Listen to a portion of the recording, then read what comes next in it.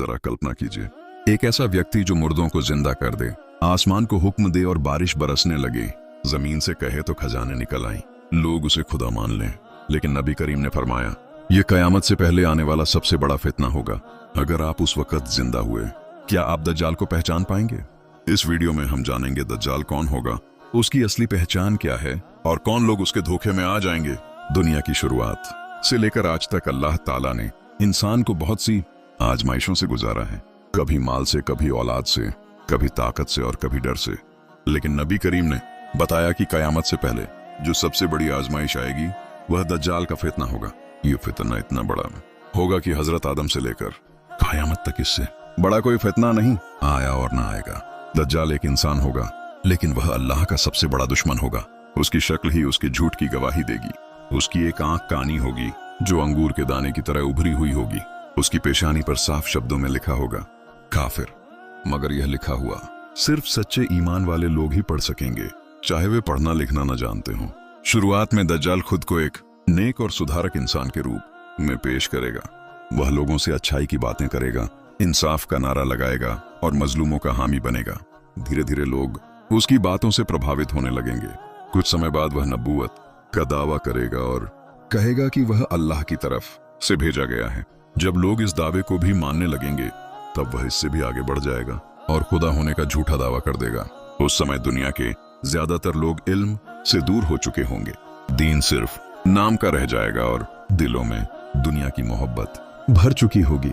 यही वजह होगी कि बहुत से लोग दज्जाल के धोखे में आ जाएंगे। अल्लाह ताला दज्जाल को कुछ ऐसी ताकतें देगा जो देखने वालों को हैरान कर देंगी। और आसमान को हुक्म देगा तो बारिश बरसने लगेगी, जमीन को कहेगा तो फसलें उगाएंगी। जिन इलाकों में कहत होगा वहां के लोग उसकी एक बात पर राहत पालेंगे, दज्जाल के साथ जन्नत और जहन्नम होंगी। मगर हकीकत इसके बिल्कुल उलट होगी। जिसे वह जन्नत कहेगा वह असल में जहन्नम होगी, और जिसे वह जहन्नम बताएगा वही असली जन्नत होगी। मगर यह सच्चाई हर किसी को नजर नहीं आएगी। उसका फितना सिर्फ ताकत का नहीं बल्कि अकल और ईमान का इम्तिहान होगा। दज्जाल बहुत तेजी से पूरी दुनिया में फैलेगा। उसकी रफ्तार ऐसी होगी जैसे तेज हवा बादलों को उड़ा ले जाती है। वह हर शहर और हर बस्ती में पहुंचेगा, लोगों को अपने झूठे करिश्मों से धोखा देगा और अपने मानने वालों की तादाद बढ़ाता जाएगा। लेकिन दो शहर ऐसे होंगे जहां वह दाखिल नहीं हो सकेगा, मक्का और मदीना। इन दोनों मुकद्दस शहरों की हिफाजत अल्लाह की तरफ से फरिश्ते करेंगे। जब दज्जाल मदीना के करीब पहुंचेगा तो वहां जलजले आएंगे। इन जलजलों के कारण मुनाफिक लोग मदीना छोड़ देंगे और दज्जाल के साथ मिल जाएंगे, जबकि सच्चे मोमिन डटे रहेंगे। उस दौर में ईमान पर कायम रहना सबसे मुश्किल काम होगा। एक मोमिन को दज्जाल के सामने पेश किया जाएगा। दज्जाल उसे कत्ल कर देगा और फिर अल्लाह की इजाजत से उसे जिंदा कर देगा। इसके बाद वह उससे कहेगा, अब मान लो कि मैं तुम्हारा रब हूं। वह मोमिन बिना डरे जवाब देगा, मेरा रब अल्लाह है और तू दज्जाल है। नबी करीम ने फरमाया कि यह शख्स दुनिया का सबसे बड़ा शहीद होगा। जब दज्जाल का फितना अपने शिखर पर होगा और हालात बेहद मुश्किल हो जाएंगे, उसी समय अल्लाह ताला हजरत ईसा को आसमान से उतारेंगे। वे दमिश्क की सफेद मीनार के पास उतरेंगे।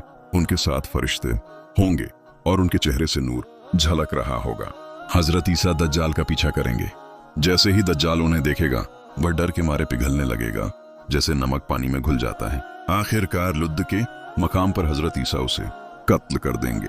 दज्जाल की मौत के साथ ही उसका फितना खत्म हो जाएगा। दुनिया में कुछ समय के लिए अमन और इंसाफ कायम होगा। सच पूरी तरह साफ हो जाएगा और झूठ टूट जाएगा। लेकिन यह सुकून ज्यादा देर का नहीं होगा, क्योंकि इसके बाद कयामत की दूसरी बड़ी निशानियां सामने आने लगेंगी।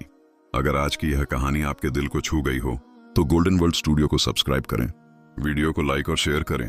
अल्लाह हम सबको हर फितने से सुरक्षित रखे। आमीन।